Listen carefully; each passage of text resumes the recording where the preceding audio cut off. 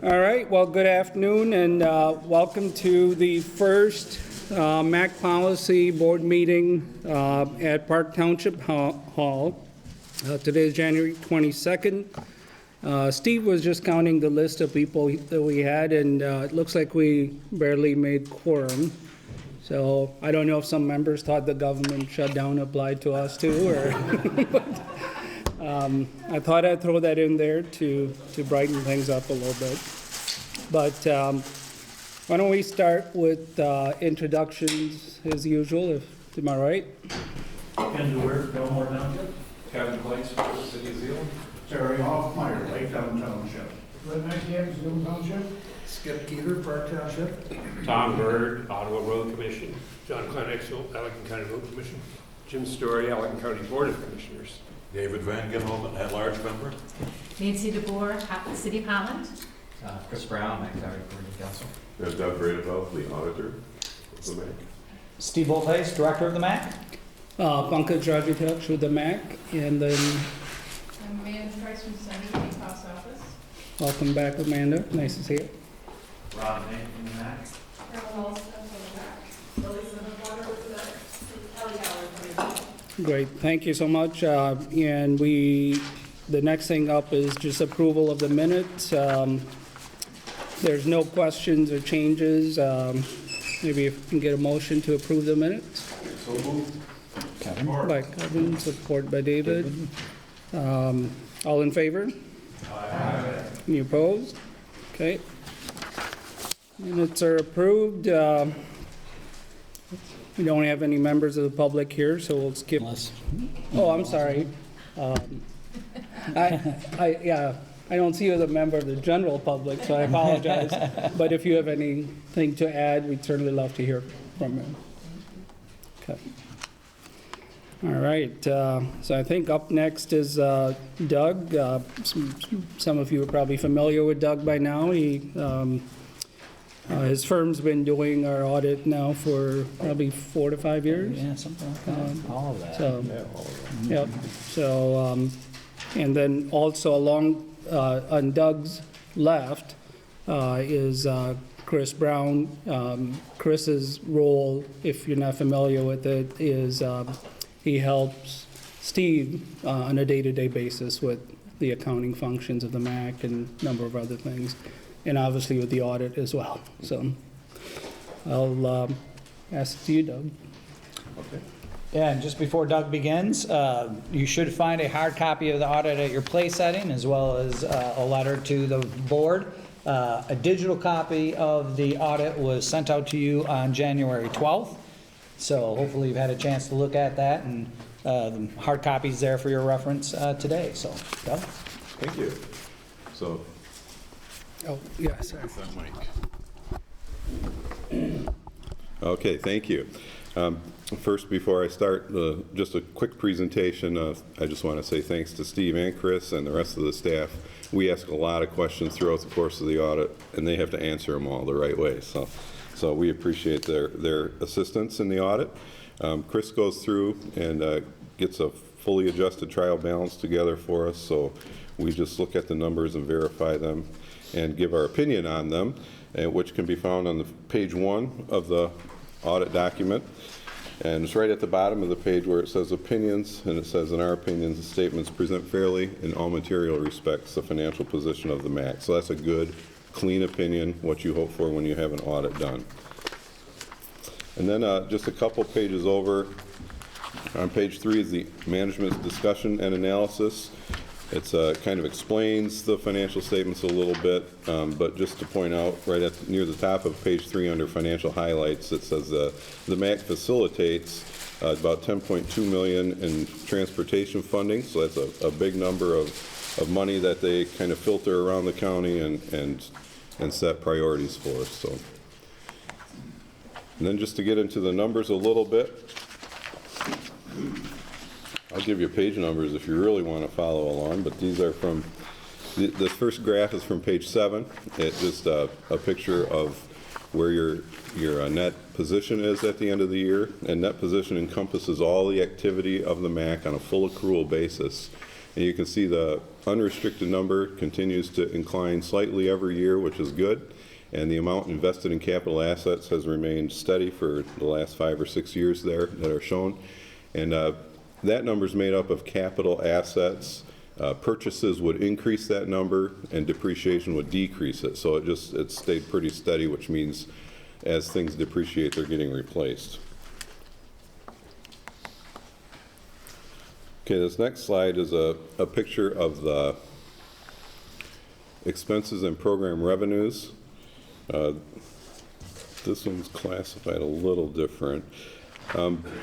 Basically, the watershed is about a break-even operation this year. And when you factor in the indirect cost between the two entities, if you go to this is from page 9, but if you jump ahead to page 25 in the report, 25 is the transportation and page 26 is the watershed. And on page 26, the watershed, you can see right at the end of the year, the fund balance is at 0.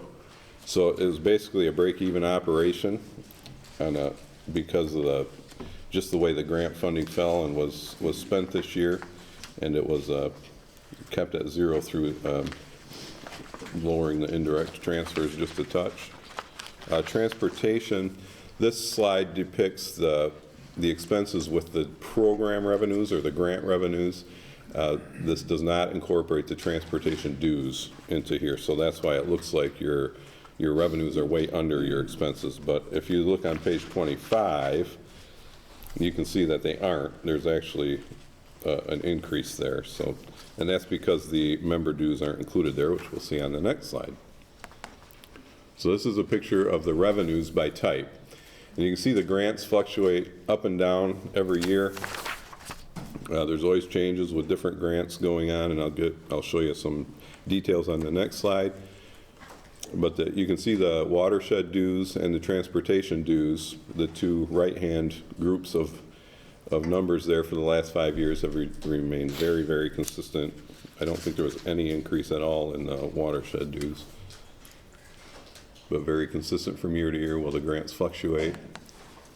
And then this is the same revenues grouped a little bit differently. And you can see the transportation grants are actually up this year. That's the red bar under 2017. There was some additional ozone action money, a couple of downtown Highland traffic study and a regional transit access study were started during the year, so those revenues are up. And the watershed, the blue bar, is down from the previous year, and there was one new grant which was smaller than the old one, but it replaced it. And then prior year, the bigger change is that there was a SAW grant in the prior year which was being spent. And then the yellow bar there represents the dues for both watershed and transportation. And again, you can see that's very consistent. So overall, there were some grants that were budgeted that weren't spent just due to timing, and they'll be spent in the coming year, I'm sure. Other than that, that's the end of my presentation, and I think I hit the highlights. If there's any questions, I'd love to answer them for you.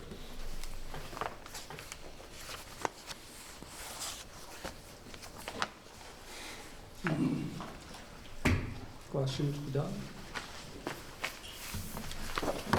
Appreciate your work, and it's always nice to hear our crickets after I know. a report. That means it's good, right? Yeah, that's good. Oh, this is good news. Thank you. David? Comfortable with it? All good. You need a motion? Well, I was just thinking with your background, I thought maybe you'd have some extra I questions. actually took one home and read it. That's just who I am. I know. Yeah. I know. Some people just different that way. And certainly in terms of expressing appreciation, I want to make sure to publicly thank Chris for all his efforts. You don't see him at these meetings very often, like once a year, like when the audit report is given. But he is, as Pankaj mentioned, intimately involved in helping to manage the financial operations side of the shop, and I really appreciate that. And he also gets a lot of the credit for having a nice, clean report again. So thank you, Chris, for your efforts. Thank you both. And then a motion to accept it as information would be appreciated. I'll make that motion. David, support. All in favor? Aye. Any opposed? Okay, motion passes. Thank you, Doug. Thank you, Chris. Yes, Mike will be over. Transportation program, up next, we have Elisa, I believe. I'm starting out. Oh, you are, okay. Yep, and, oh yeah, I took those. All right, so included in your agenda packet and also sent to you separately were 2 sets of minutes, or amendments for your consideration today. So let's take a look at those. They all are related to the, yeah, I'll probably, oh no, I won't need that. Yeah, you can bring that over. Yep. They all impact the fiscal year 18 of the FY 17-2020 Transportation Improvement Program. So if you happen to have that memo for reference there, you'll notice that, and I think I had reported previously that we got a nice little Christmas gift from the Michigan Department of Transportation back in late November, early December. Essentially, when we put together a tip, it's a couple years in advance, and then every year, based on the obligation rate that Congress sets, and that's based on receipts into the Federal Highway Trust Fund, they provide a kind of reconciliation as to what each fiscal year's target allocation is going to be. So MDOT traditionally is pretty conservative when they give us that estimate 3 years in advance. So as it turns out with FY18, their final estimate showed that we were under-programmed in fiscal year 2018 by $155,000 in surface transportation block grant funds. So typically when we have a situation such as this, we'll sit down, we'll convene something called the TIP Development Committee, and essentially that is the MACC technical committee just sitting for a different purpose. And in this case, the purpose was to come back with a recommendation for the technical committee on how to allocate this $155,000, and the recommendation that was brought to the technical committee and which has been approved by them and now is before you for consideration is listed there at the top.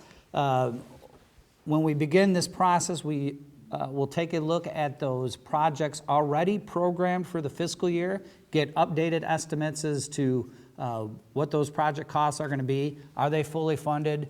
Not fully funded. When I say fully funded, a project with federal aid can be funded up to 80% of the eligible costs. So we took a look at those, and Al Meshkin from Laketown Township, who has that first project there, the emergency access to US 31 and 196, came back with an updated cost estimate of almost $409,000. So he was eligible for some additional funding. So that project is being recommended to receive an additional $20,000, bringing the federal aid total to $320,000. Lincoln Avenue in the city of Holland, we had committed to helping the city install bike lanes as part of this resurfacing project. So, but because the city accepted the federal aid for the installation of the bike lanes, it was encumbered with federal funds and had to go through the entire budget process. So in this case, the request was for some additional funding to help out with a portion of those resurfacing costs as well. And then the committee is recommending an additional $50,000 towards Lincoln Avenue, not so much for the bike lane portion of it now, but more the resurfacing portion of it. And then lastly, when we were over in Fillmore Township, I had brought forward a request for some funding to do some data collection regarding improvements that are being proposed on BL 196 in the vicinity of the Zeeland exit 55, by Zeeland Farm Services there. We made that approval. That data collection is done, and that project is moving forward with support from some of the members here, as well as the private sector and some state funding. So that project is being recommended to receive $85,000. So between those three allocations, we come up with our $155,000. Now, in the course of having these conversations, the emergency access project in Laketown Township is a little unconventional. And so whenever MDOT, my experience is whenever MDOT comes up against an unconventional project, I'm thinking now of the non-motorized bridge over 196 on Adams, they're always a little hesitant, always a little concerned. And so we talked about some of the concerns that MDOT potentially has with this project. Lake Town had to work with the property owner to secure an easement. That took a little bit longer than they anticipated, but my understanding is that has now been secured. So the easement for the project is in hand. So we're just waiting to make sure that MDOT is comfortable with this project. We hope there aren't going to be any delays. The township has not had what's called a grade inspection yet, but that hopefully is forthcoming very soon. And then if MDOT has any concerns, it'd be learned through that GI process. In the event that something holds up that project, we certainly want to ensure that those federal funds are not lost. And so we wanted, the Development Committee said, hey, we want to have a plan B just in case the emergency access project gets delayed and we don't want to lose, that $320,000. So what you see at the bottom of the first page of that memo is a potential plan B that would preserve that funding if the emergency access project cannot move forward. It keeps that federal funding in Laketown Township in Allegan County. It would be spent on the resurfacing of 64th Street. And as the memo indicates, this allocation, when coupled with $220,000 that's already programmed for that resurfacing job in FY19, will allow us to resurface the entirety of the roadway in Laketown Township. So I thought that was a fair way of handling that. If we need to do a reallocation, keeps it in the township, keeps it in Allegan County on a project that we're already committed to doing. We would then, or the Allegan County Road Commission would then employ what's called advanced construct. So they wouldn't have to advance construct it because they would have this funding. They would do it and then receive that $220,000 in FY19. And then you notice that under this Plan B and the reallocation of some of that funding, again, Lincoln gets that $50,000 that they get under Plan A. And the BL 196 improvements would go up slightly. That project then would receive $105,000 under this Plan B. But again, Plan B is not put into motion unless for some reason the emergency access is delayed, and we want to make sure that we don't lose that federal funding. Any questions on that? That's a little unusual that I bring you a recommendation and a Plan B all at the same time. Derek? Yes, I do have a few comments. When they reviewed this, we were in the process of going to court on our easement request. And understandably, that should make them a little nervous because you never know how long you're going to be going through court. So the information they didn't have is that we now have the easement. We did settle out of court on that, and we are prepared to move ahead on it. This is a project that the township's been working on for some 17 years, so it started 5 years before I got on the board. We are anxiously looking to secure and construct that, and it still is our intent to do that in 2018. My only concern is I think when the committee reviewed this, if I remember correctly, they had a review date for, I think it just said early March, if I remember that. March 1st. Okay. I'd probably personally be much more comfortable knowing that we're moving ahead if we could just move that to the first part of April rather than March. If that would take a motion to amend, I would be very happy to do that. And but anyway, I just want to assure you, we are planning on moving ahead. It's been a long, difficult project. We've been working with different property owners, but we now have the easement. We do have a MDOT permit number to go ahead with the project. We are under contract for the grading, the grading the grading plan for making the connection to the highway. And we are also under contract. We do have to do a wetland review, but that is already under contract as well. So I guess on my part, we plan to move ahead. I feel a lot more comfortable if we were looking at a review in April rather than March. Is that something that has to be done here? Yeah, so So a little more in background in terms of the conversation around how we came up with the March date. So if you proceed with the recommendation from the technical committee today and to allocate this money to the emergency access project, that will go in as part of what is called the January amendment process. So Federal Highway will consider amendments to MPO's TIPs 6 times a year. So it's January, March, May, and so forth. So, so you get 6 opportunities a year to amend the TIP. So if you proceed today with the application as provided and everything comes together, then we're all set. All the necessary approvals have taken place.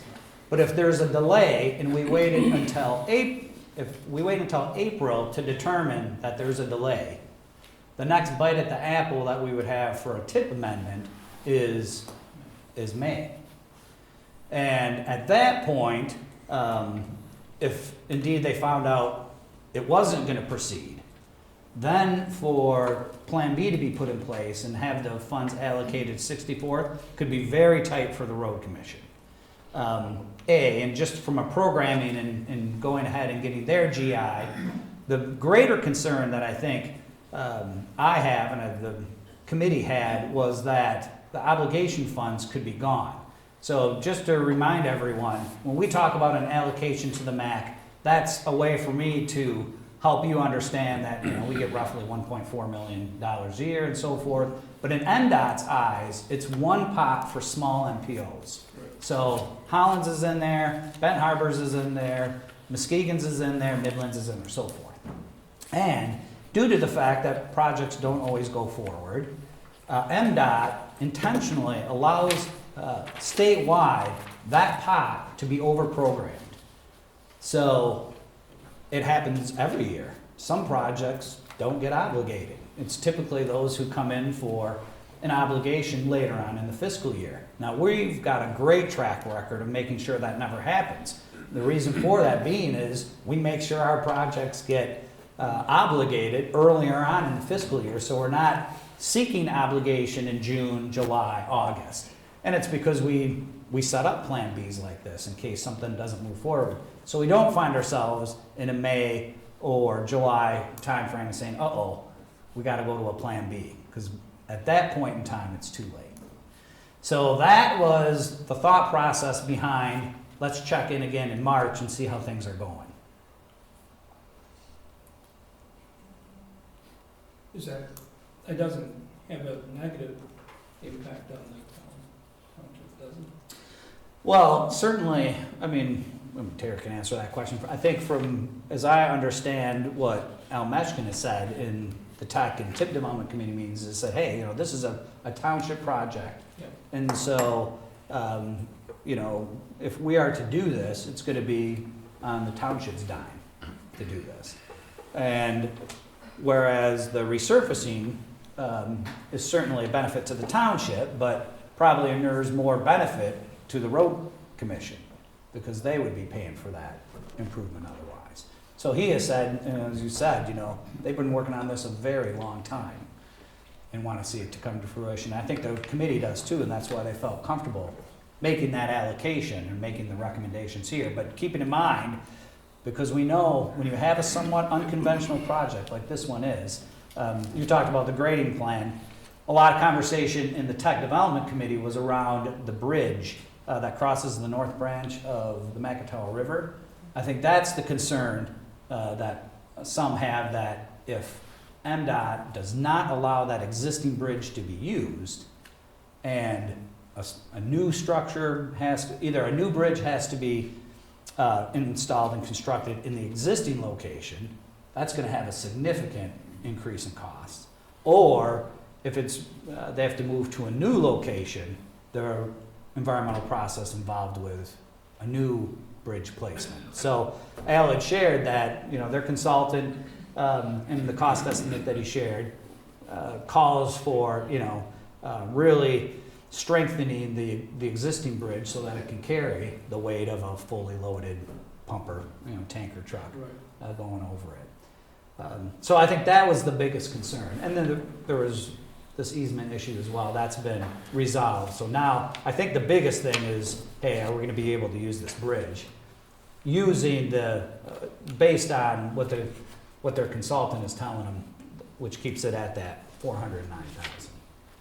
So that's really I think the only, in my mind, other outstanding issue that MDOT could have with this that could really throw a wrench in the works. It's either from a cost perspective or from a timing perspective. If I could, I'm not aware that anybody's objecting to our reworking of that existing bridge to have it at a capacity that'll carry emergency vehicles, whether it's fire trucks or EMT or whatever it is. I'm not aware that they are expressing concerns about that, but I agree, they probably could, but they haven't done it up to this point.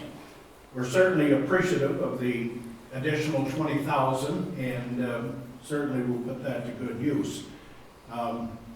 And it's kind of hard for me to say we don't want to do all of 64th. All of that project is in Lake Township, and certainly it's needed. But I'm going on the assumption that, and John, correct me if I'm wrong, if they had favorable bids on the first section that they have going, they would probably push and finish that project in 2018, whether there was money coming from the Lake Township access point or not. And that happens on a regular basis. So I'm kind of expecting that all of 64th, very frankly, will be done, particularly if they have good, solid bids and they can extend.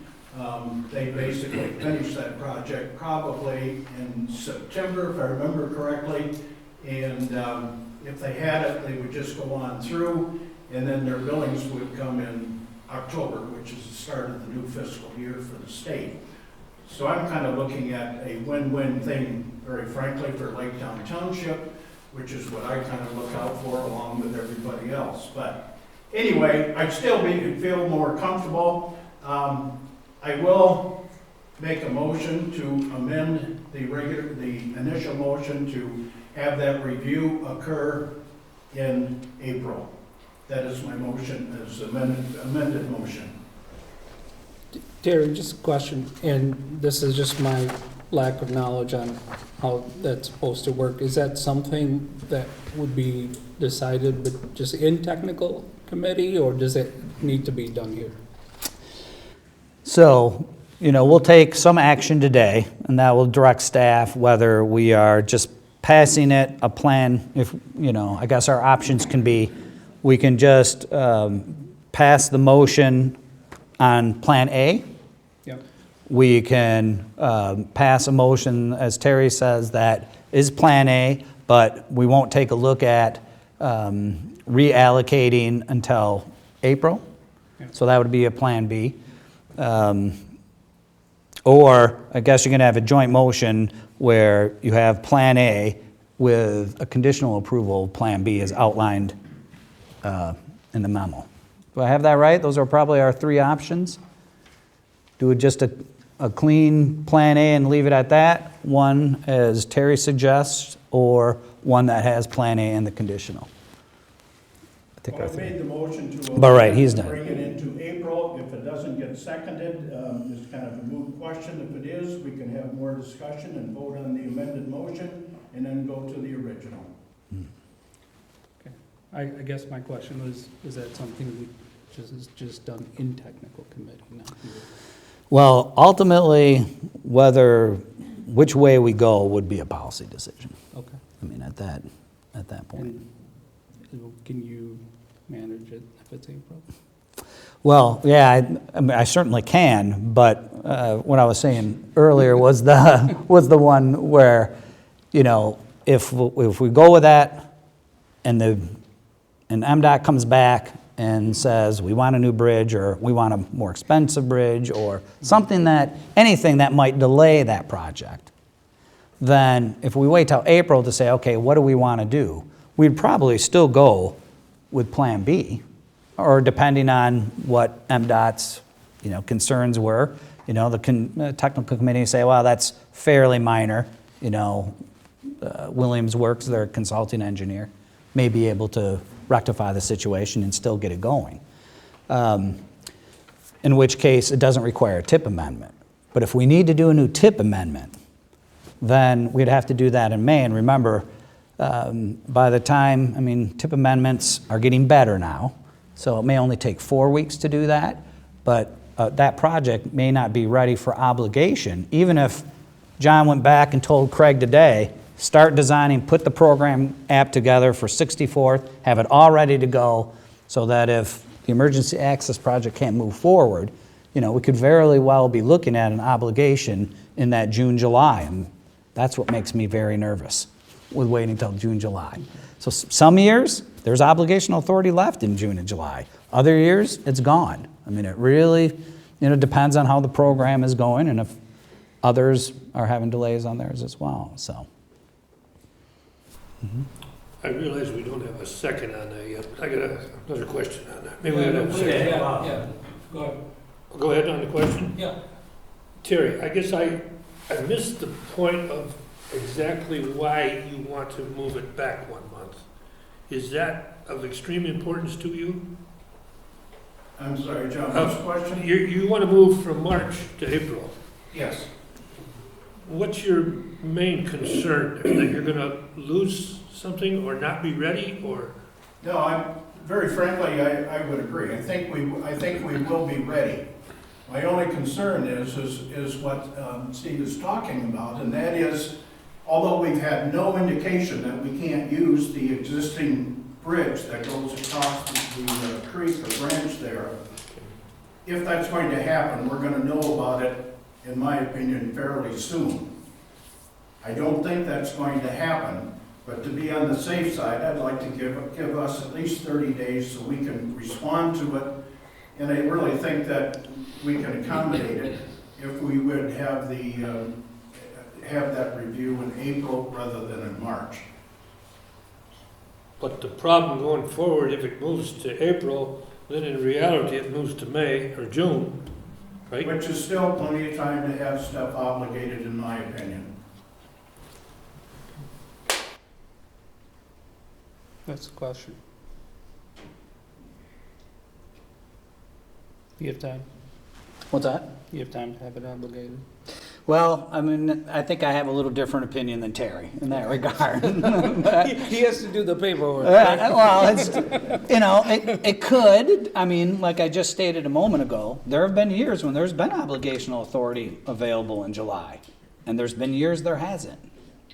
And, I think it's my responsibility to chart the course that provides the greatest chance for success. And so for me, the greatest chance of success is to get that project obligated as soon as possible. So, at this point, and I think that where the technical committee and the TIP development committee were at is, let's check in again in March and see where things at. Because if then to pivot, and especially if we're moving to a new project and have to do a TIP amendment, there's sufficient time to do so. Okay. So, at this point, it seems that leaving it in March doesn't necessarily hurt you guys, but makes it a little tighter if things aren't quite according to plan. Is that my understanding the base correctly? Okay. Well, All right. as I said before, I made a motion Yeah. to amend. Okay. There's a Yeah, second. yes. We Yeah, can so, okay, continue let's on. see if we have a second. No? Thank you. Okay, thank you, Terry, appreciate it. Do you need to cover any more details on those projects? No, unless, just to highlight the administrative modification on the second page of my first memo dated January 15. This is a project that the Ottawa County Road Commission got funding for to do some resurfacing on James Street. That would be amended administratively. I just wanted to let you know about that. However, late last week, I received notification from MDOT that there are 2 rail crossing projects within the MACC area that they would like to amend into the FY18 year as well.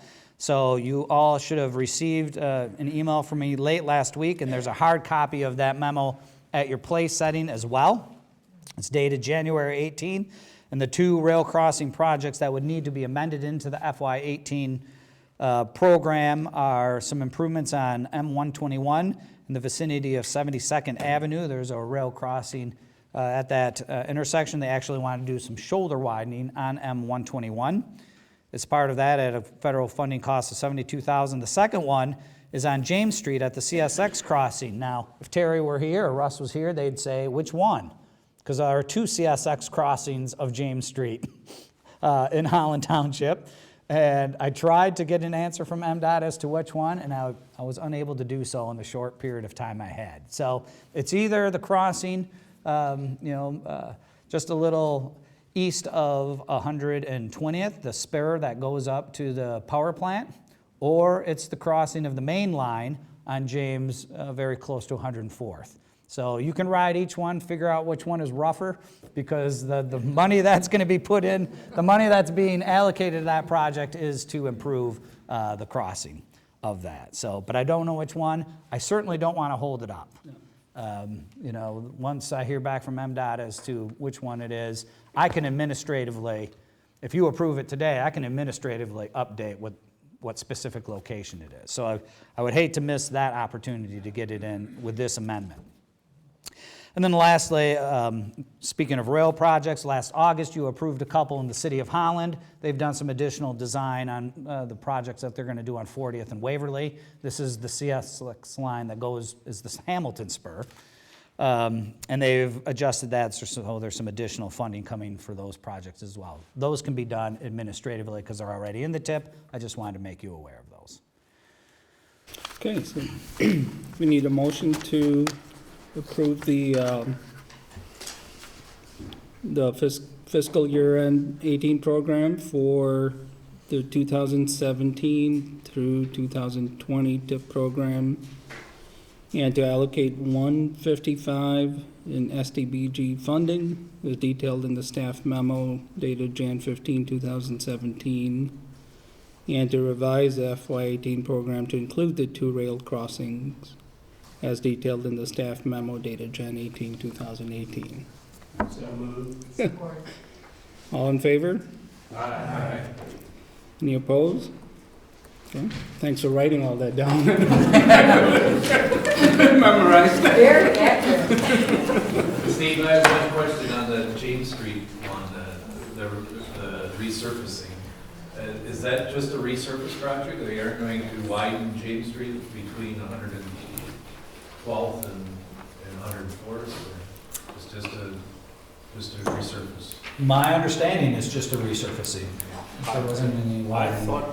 I thought the project included widening it as well, widening the shoulders. If that would, Oh, doing some shoulder widening? Yeah. Oh, if okay. there was a argument for bike lanes, that would probably be a good spot to have an argument, because that is a bad stretch for if anybody rides the bike on the road. Mhm. There's some My wife side, used to take that way to work every day, and she said if somebody's riding a bike, it slowed traffic down, backed it up, because they couldn't get around, because the road is too narrow. So the shoulder widening was going to occur on what segment? I think it's from 112th over to Chicago Drive. Oh, Yeah.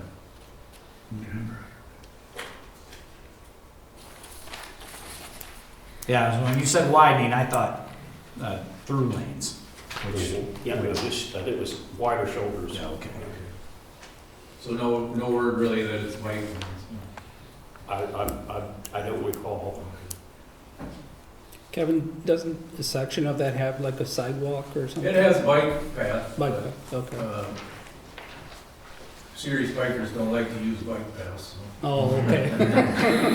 And when you start mixing joggers and walkers with folks going, 17, 18 miles an hour, that can be problematic too. But you have that in all of them. You have that same thing in all of them. Yeah. I mean, you get 10 foot wide, but there's still people riding on the road. Yeah. So I don't know how you ever fix Maybe they it. look like sidewalks. Sure. Okay, just a question. Thank you. Okay. All right, so up next, we have Elisa and... I'm not sure we voted on it. On the motion? Was it, did you act on it? It was moved by Tom, supported by Nancy, but did we actually take action? Okay, Yes. I missed that. Approved. Sorry. Not that bad. Yeah. Actually, I am. Trent. All right, so up next, we have Elisa, will be talking to us about the proposed safety targets. Just as a refresher, I believe she was very heavily involved in some groups that were analyzing data relating to accidents and the causes of those. And so we'll turn it over to her and her recommendations. And Thank you. Thank you.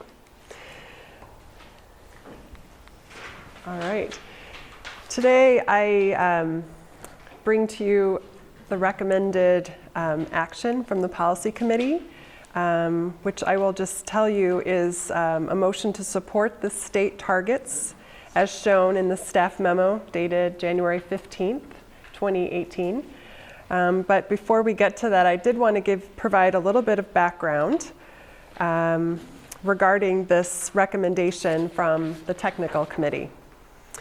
So in your packets, there was a memorandum from staff summarizing the technical committee's recommendation on January 8th that the MACC Policy Board support the state targets. And we also included a summary document. And if you recall, a few months back, I brought to you the state target. And I believe, let's see here. This is a table right here which shows you the figures that were included in the 5 state targets. And I just wanted to inform you that we did additional analysis. The technical committee was very curious about what types of crashes we've seen in the MACC area, so we did look back 10 years. We looked at non-motorized crashes and fatalities as well as serious injuries. I guess the message I wanted to deliver to you today is that we did not identify a pattern other than a cluster of along US 31 for crossings for pedestrians. You'll see in the document that we provided. And that was really the only pattern. There was really nothing else that stood out to us as a clear clue regarding strategies to address those collisions. So for that reason, we did recommend to the technical committee to support the state targets, plural. And with that, I wanted to let you know that, just remind you again, there's no penalty to the MACC. We as staff will revisit the data a year from now, and we will look to see if we see any changes in the trends. We'll certainly notify you and recommend a different approach. But I did want to let you know that that is the staff recommendation. So in your memo is this table right here that does include the state targets. And then I also wanted to remind you as well that supporting the state target basically means that we'll continue to work with MDOT, which we currently are doing. We're part of the state target coordination task force, which we have fellow MPOs that are part of that process. So, we're going to do whatever we can to integrate performance-based planning into our planning process and continue to implement projects that will support the state target. And hopefully we'll be able to see a difference each year in terms of reduced fatalities and reduced serious injuries. So with that, are there any questions that I can answer today regarding safety targets? Yes, Mayor DeBoer. Yeah, it's just so horrible, some of these accidents. I wonder if, like 9th Street, where we put in, all those flashing lights and a million things that notify people there's someone crossing, if that could be installed on 31. I mean, we just crossed 31 and 16th, and here's this couple all in black. I mean, you wouldn't have seen them. And then these people riding the bike along 31, totally in black, you don't Yep. see them until they're right next to you. And I think so many people are just wearing whatever and getting on a bike, and no one can see them, and everyone thinks they can be seen. So I don't know if there's like two things I guess I'm asking for is, can we do a campaign to dress accordingly, dress to live? If you're gonna ride a bike, that you will be in reflective clothing or some kind of, with our Green Commute Week. I know you guys give out those little flashing lights. Can we take that to the adult level where, people that are riding their bike to work at 4 in the morning can be visible? And I think that's so much of our problem. And then on 31, it's like no one thinks anybody lives around there or anybody would be walking. So they just go zooming through and no one's looking for pedestrians or bikers. And I think we have to be pretty abrasive with getting the attention of traffic. I don't know, those are just a couple thoughts because I just feel horrible about the gravity of these accidents. The accidents on 31 and intersections, were a lot of those car, bike, or car pedestrian? Yeah, in fact, in the document I prepared, our technical committee had asked us for a map, and it does show you the location of the collisions that were both pedestrian and cyclists that were fatalities. So, yeah. Oh, okay. 31's just not a good road to cross if you're Yeah, on a I mean- bike, that's the fact. Well, and the challenge is that It's just too it fast. cuts our region right in Absolutely. half, and many people do want to go east-west. So, I believe that, with our work with the Road Safety Expo that we held over a year ago, we did a great deal with cycling groups and with law enforcement to educate the community, and I don't believe our work is done. I think it does have to be a continued effort. So education is an important element, and I believe that we need to incorporate that into our planning and continue to do that. Well, some of these are, like this last person on Waverly, wasn't he commuting to work? Yeah. So I wonder if the business is involved, we work so hard to encourage people to ride their bike to work, but many times that's a second or third shift position and then you're in the dark. And so can we work with the companies to issue things that will keep them alive as they're riding their bike to work? I certainly see that as an opportunity. We currently have 41 employers that we've worked with for Green Commute Week that promote the program, and so we already have contact with those. And Carolyn and I are planning to expand that this spring as we're reaching out to additional employers. As we promote the Green Commute program, we can certainly be promoting safety at the same time. And I know that we've ordered bike lights as well for adults so that those that participate will receive those. But I think it does have to be an education that happens at all levels. So including motorists through driver's ed programs. So, Yeah, this is not just a little fluffy happy thing.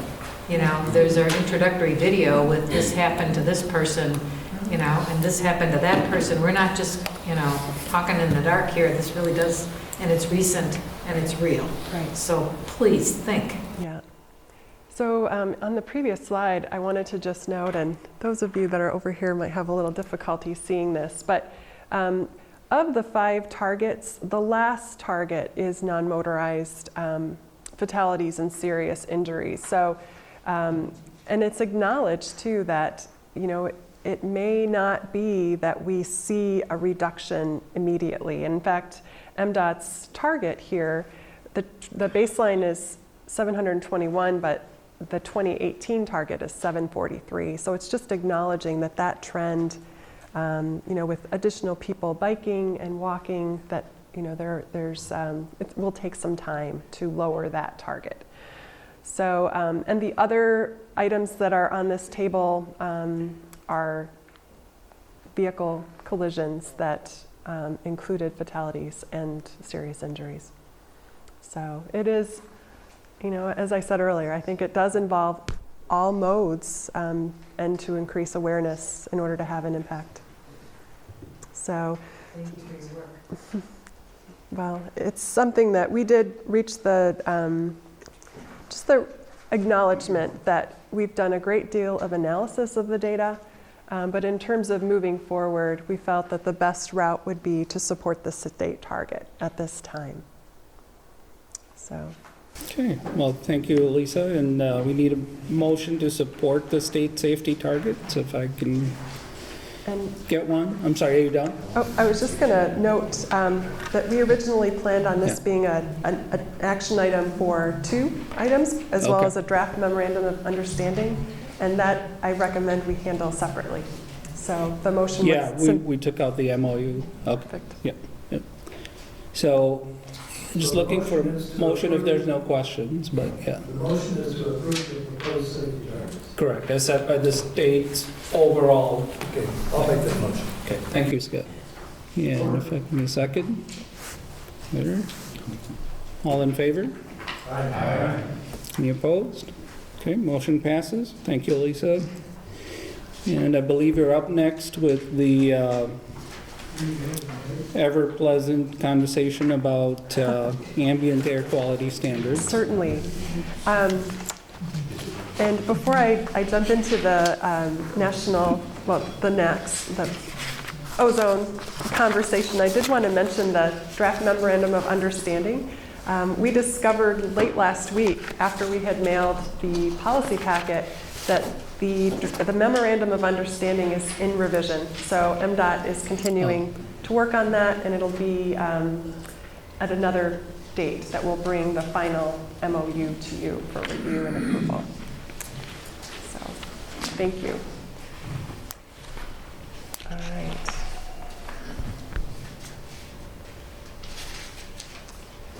All right, so I wanted to just give you a little bit of background on this topic of ozone.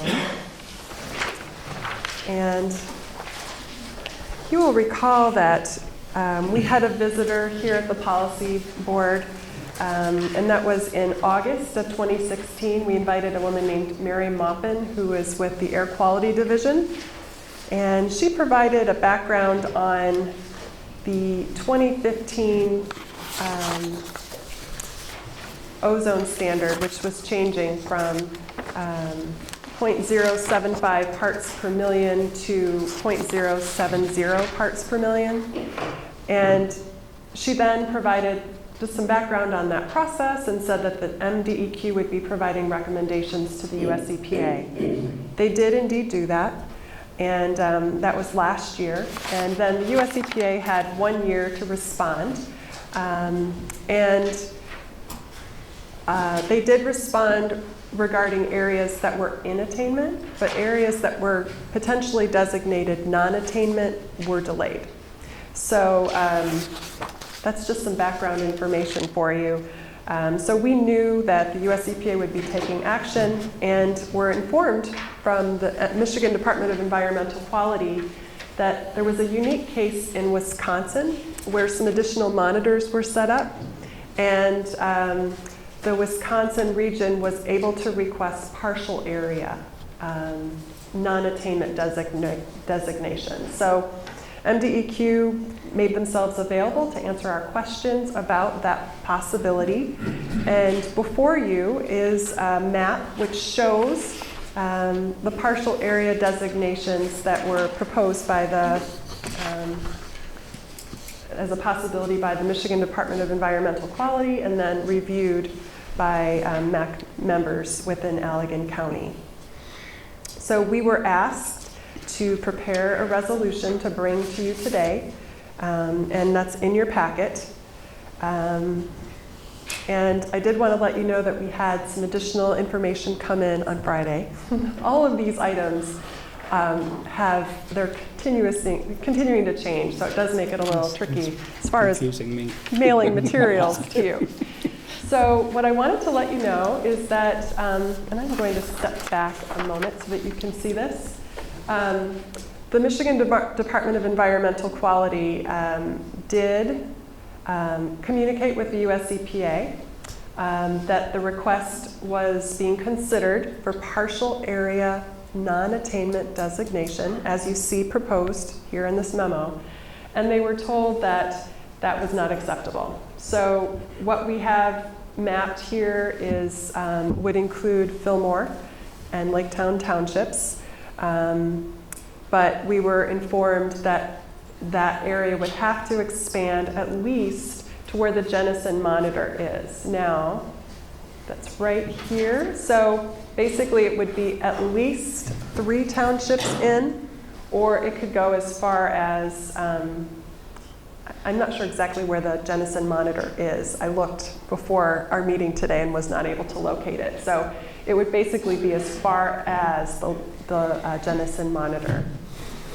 So that being said, information has come in with this proposal, at least a response from the US EPA. That I wanted to just bring as much information to you as possible today so that you could make a decision. If you consider the resolution as proposed, you could still recommend partial designation. And one of the things that really stood out to us as we were having these conversations with the Michigan Department of Environmental Quality is that this is unique. They have never considered partial area before. And if you consider a partial area, it certainly shrinks the impact on our local businesses. That doesn't necessarily mean that it doesn't mean that they're going to, have no impact whatsoever, but it does shrink the area for the entire region. So, yeah, I think with that I'll stop and ask if there are any questions. And then we do have a resolution for your review and potential approval today. Any questions for Lisa? If I could just make a comment, I'm always amazed that southern Cook County's air pollution can hit 2 areas and then not hit one in the middle. I'm always surprised at that. That's in part due to the location of the monitors. Gotcha. Yeah, and we also learned that once a monitor is installed, it cannot be removed. So it is what it is. So it has to remain in place until it shows that, it's permanent. So That's a good question. Okay, any other questions? I think maybe Ken. Well, I just, I certainly want the resolution, but I would want it to be more, second one from the bottom, whereas Allegan County is primary and agricultural county. And then at our meeting we had on January 8th, was it, whatever it was, with Miss Mary Baldwin, she recognized and confirmed that 95% of the contaminants are from areas across Lake Michigan. And I would like that included in that resolution to recognize that we aren't looking at it here, only 5% of it. At that monitor, only 5% of it is being included by our area, and 95% of it is from other sources. Okay, so as it currently reads, Allegan County is predominantly an agricultural county. The transport air from the industrialized areas across Lake Michigan is primarily responsible for the readings obtained by the Allegan County Monitor, and not as a result of actions by Allegan County residents. And also the DEQ recognizes and confirmed that 95% of the pollution, she said that at the meeting, I believe the figures. Okay, so your recommendation is to add that? To add that 95% is transport. Okay. I guess if I could have a comment? Yeah. I guess I'd like to even expand on that a little further and add a new whereas in the second line containing exactly that. Leave this one down here, the fourth, fifth one the same, but add one, the second one, to acknowledge that they have acknowledged that 95% comes from across the lake and is being transported in as another statement. Whereas clause. So your recommendation is to take the same statistic but have it be a separate whereas? Yes, in the second line. Okay. Move it up to, that they have acknowledged that it's 95% transported in, and some more fancy wording with it, but whatever you come up with.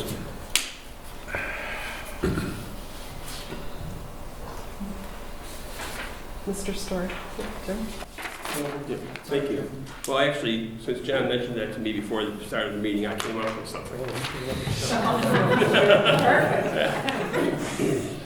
But first of all, I would say in the first whereas clause, Pardon, I'm sorry. the first whereas clause. Yes. And the second line says Michigan Department of Environmental Quality to name, I'd put 2 words after name, all of Allegan, Berrien, Muskegon, etc. Their first recommendation was all of those counties, correct? And they did indeed submit that, which is currently what the US EPA has on their table. Right, but I think we need to specify that in the resolution. Okay. Their recommendation was to name all of those counties. Okay, Right. thank And you. Then the new whereas phrase, John's phrase, is whereas representatives of the MDEQ acknowledged that 95% of non-attainment air emanates from sources outside Allegan County and the state of Michigan. So you'd put it there as opposed to work it into the last whereas? I'd put it as a separate one, okay. because this is not just us saying that it comes from Right. across the lake. They Right. said it, the experts, the scientists. Yes. It is the Asian carp of the air. That's a good analogy. And I guess I just want to, before we vote on this, moving that line now means that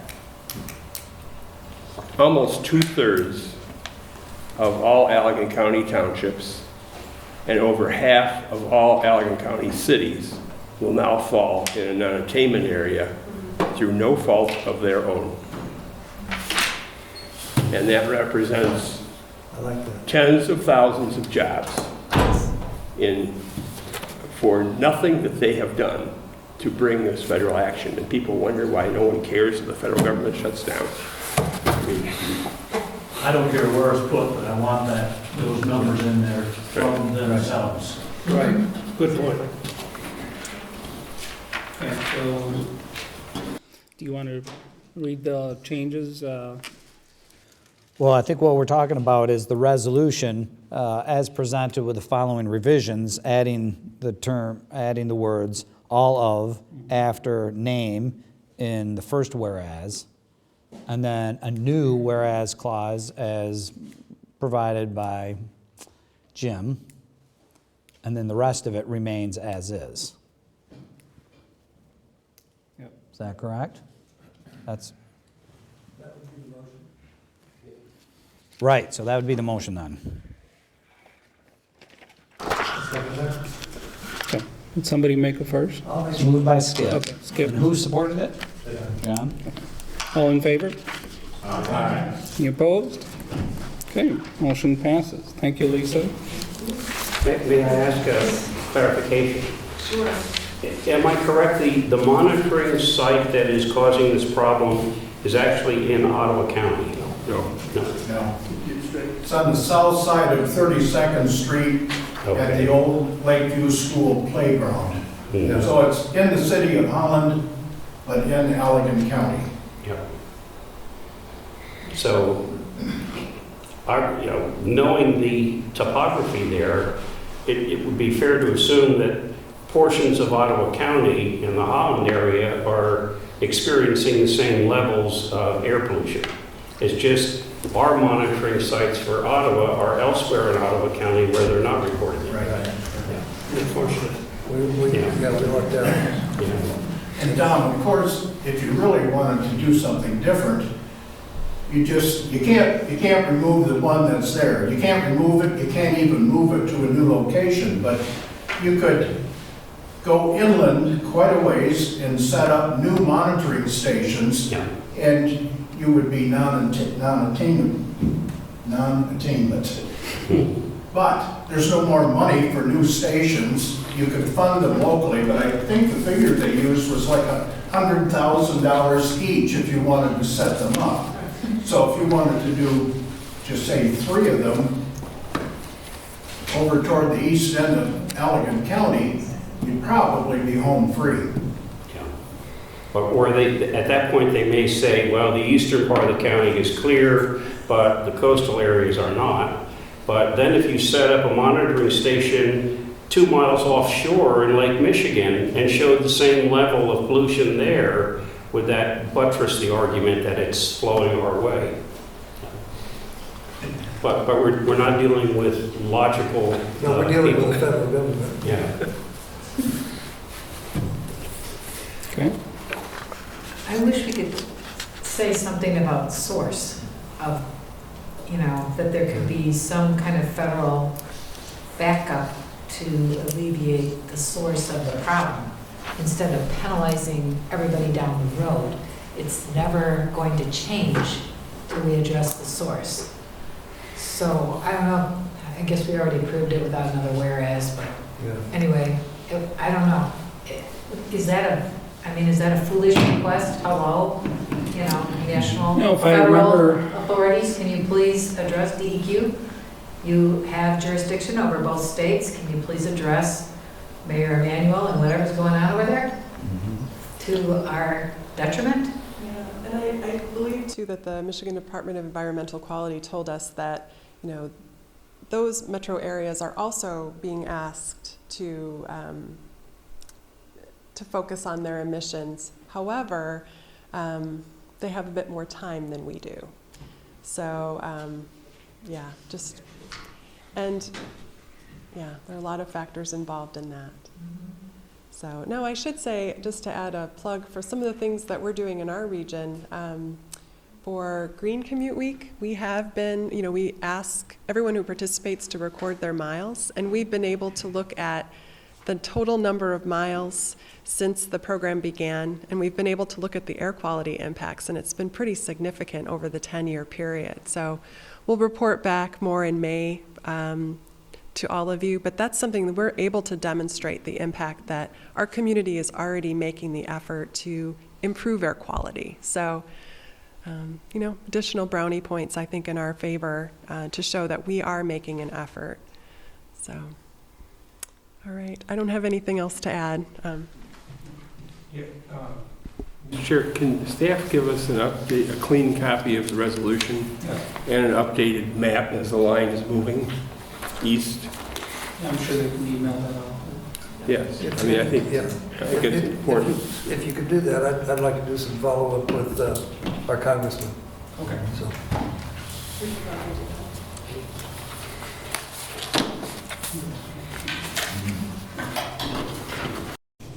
All right. I don't believe we have anyone from MDOT here today, so we'll move on to watershed project updates. And I think Kelly, you're on, and remind us about the importance of pollution prevention and good housekeeping.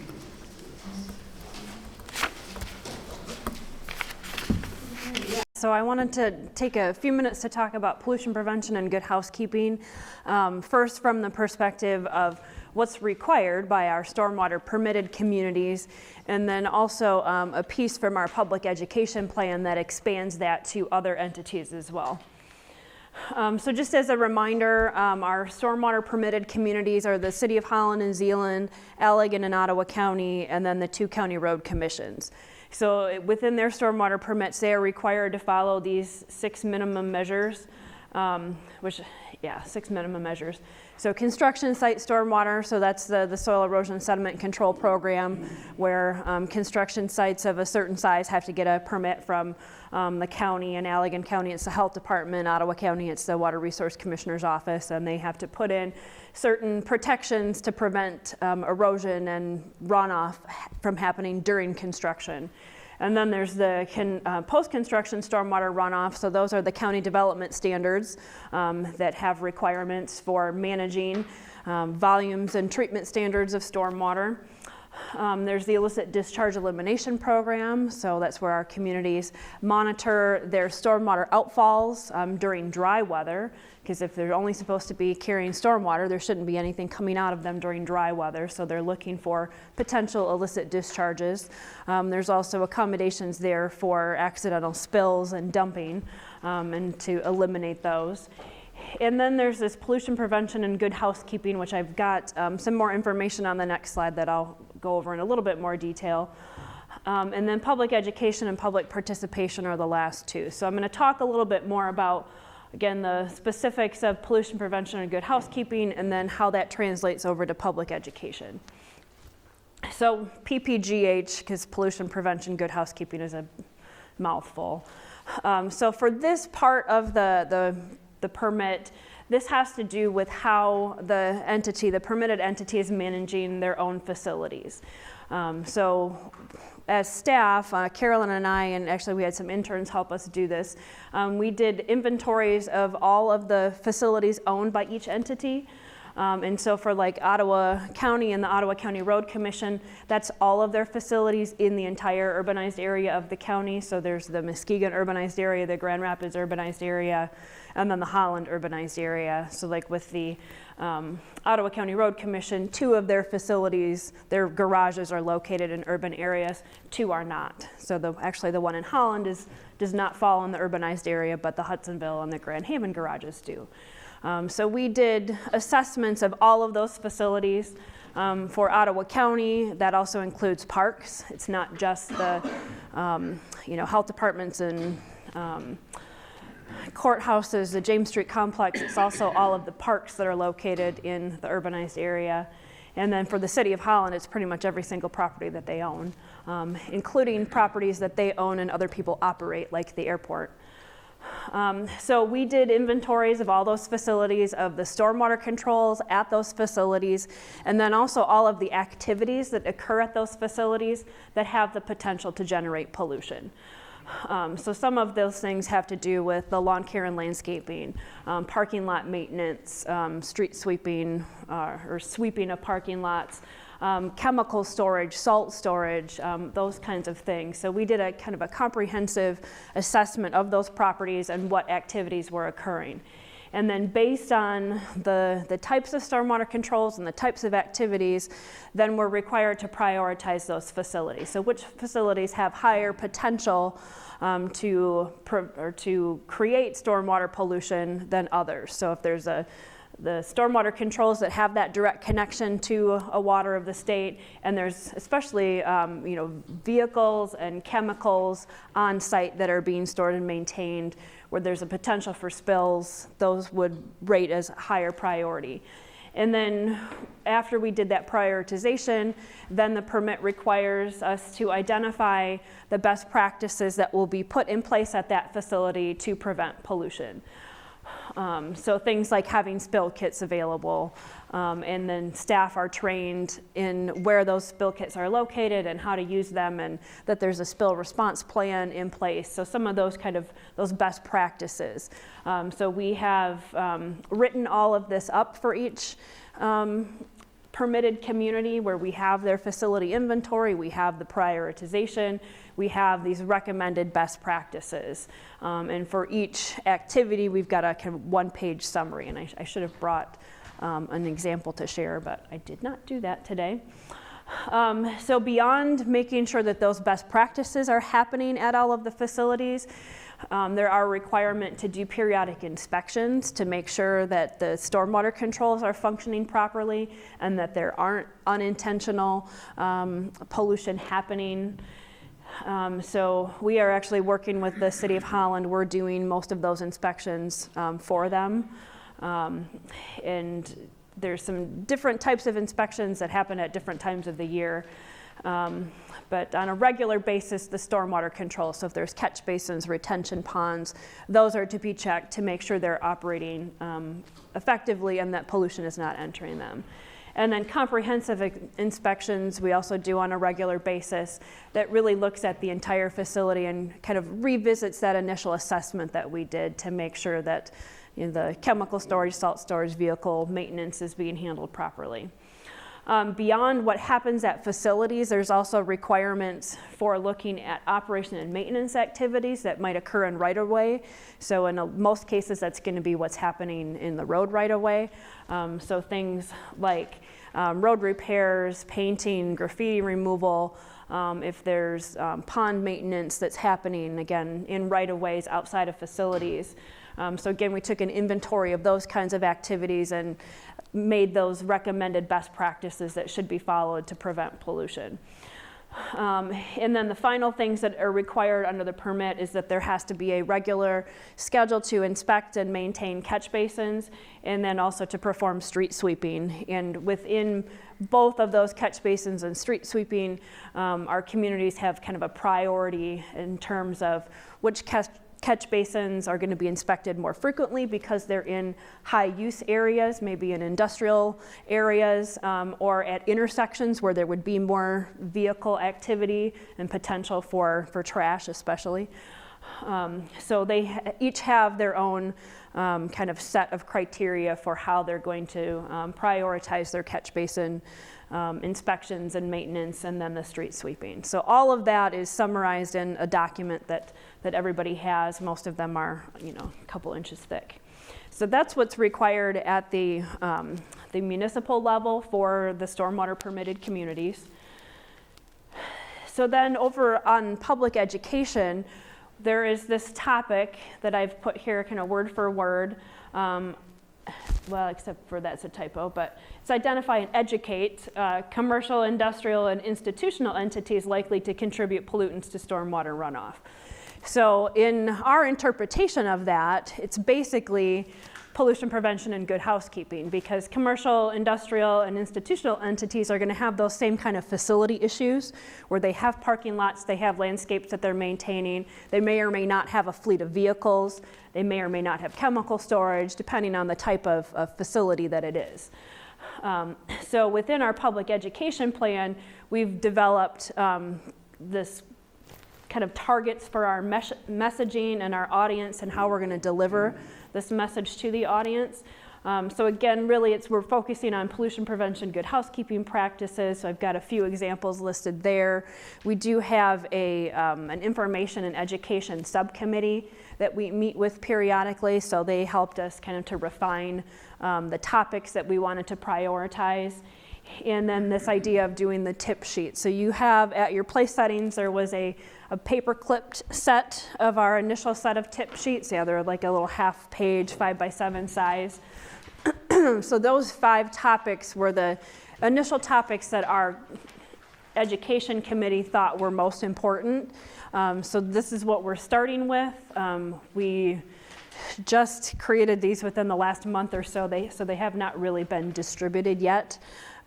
We've reviewed them with our stormwater committee, so that's all of the entities that have stormwater permits. So they have reviewed those, and then you are the second group to review a copy of these. And excuse me. So beyond this initial, we do have a plan to get these out and in the hands of the appropriate landowners. And we've got a couple ideas right now, and we'll be looking for additional venues. Working through the Chamber of Commerce, since a lot of the members of the Chamber of Commerce would be part of our target audience. We're going to start there with the Public Policy Committee group, so we'll be presenting to that group in March. And then we also hope to work with our lawn care seal of approval companies, assuming that many of them provide lawn care services to large industrial and commercial facilities. So we'll have a meeting with them in March. We do every March.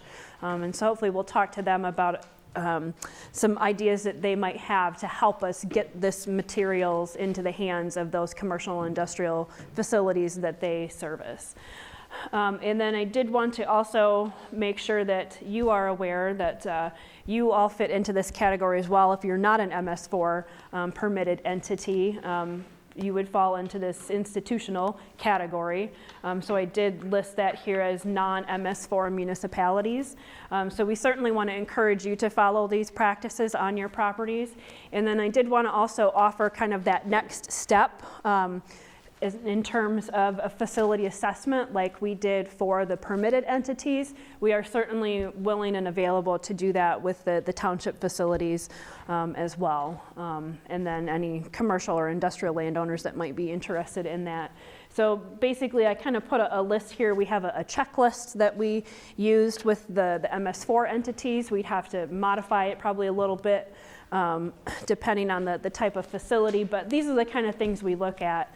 Again, it's a pretty comprehensive looking at everything on the property, from the building to the landscape to accessory buildings, to what's happening with your lawn care. How often do you sweep your parking lots? How many catch basins do you have? Are you even aware? Have staff been trained on the things that they should look for or be aware of what might be happening on the landscape? So again, we're available to do this, and I would encourage you to take advantage of this, especially for the municipalities that have multiple properties. So like in Park Township, you have more than just this facility here. We can assess all of the facilities and make the same kind of recommendations, put together a little guidebook that would be available to then your maintenance staff to just remind them of some of these things to look out for and to make sure that pollution prevention practices are in place so that we're all doing our part to keep stormwater pollution at bay. So with that, I will entertain any questions and just remind you again, if you're interested in this, let me know and we can set something up. And this is a perfect time to do it when there's no snow. If there's snow on the ground, we can't really see what's going on. So if we get more snow, then we'll have to hold off and do some of these assessments later. But Questions for Kelly? Could I get on your dance card for the spring? oh, absolutely. Sure. We'd like that. Okay. Okay. If not, Kelly, thank you for all your work. Up next, I think we have the financial report. Steve will answer any questions regarding the report. Yep, the monthly financial report was included in your agenda packet. It reflects the first 3 months of our fiscal year, so the first quarter's results. I mean, revenues are sitting at 40.3%, expenditures at 22.2%. Be happy to answer any questions regarding those. If not, also included in your agenda packet was a summary of the last executive committee meeting on January 8th. Be happy to answer any questions regarding that. Okay. Thank you, Steve. We will turn it over to Skip now. Skip, thank you so much for hosting us in this first meeting of the year, and maybe you can bring us up to speed on what's going on in Park Township and all the fun stuff. Thank you all for being here. Park Township, we're moving forward on several projects of interest. First of all, we have completed the first segment of our bike path along 160th. Thanks very much to Steve and his staff for helping us get a federal grant for that. We're now planning on how we can extend that all the way to Ransom Street, which should pretty well complete our system for Park Township. So we're looking forward to having that done. We currently have received grants from the MDEQ, or from the Michigan Land and Water Conservation Grant Program, for both Winstrom Park and for Keppel Forest. Keppel Forest, some trail improvement and the addition of an interpretive trail, which is ADA compliant, using primarily native wildflowers and grasses. In Winstrom, we're putting in 4 pickleball courts, improving our basketball courts, and looking at redoing our tennis courts through a separate supplier.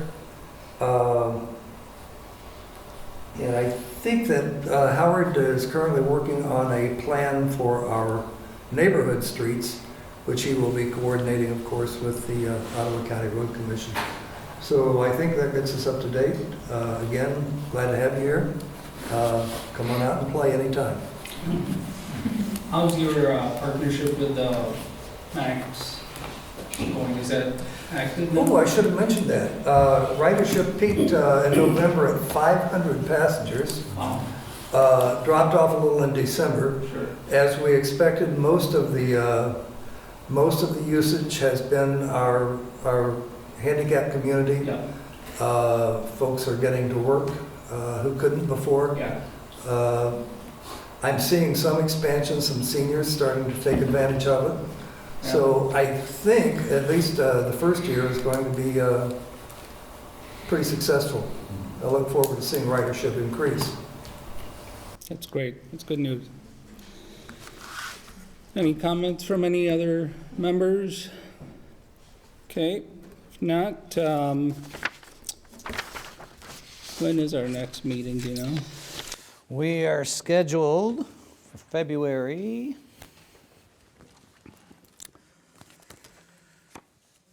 26th, and we're going to do that at Lake Town. February 26th, Lake Town. All right, if there's no other discussion items, if I can get a motion to adjourn. David? Nancy? All in favor? Any opposed? Okay, motion passes, meeting is adjourned. Have a great week.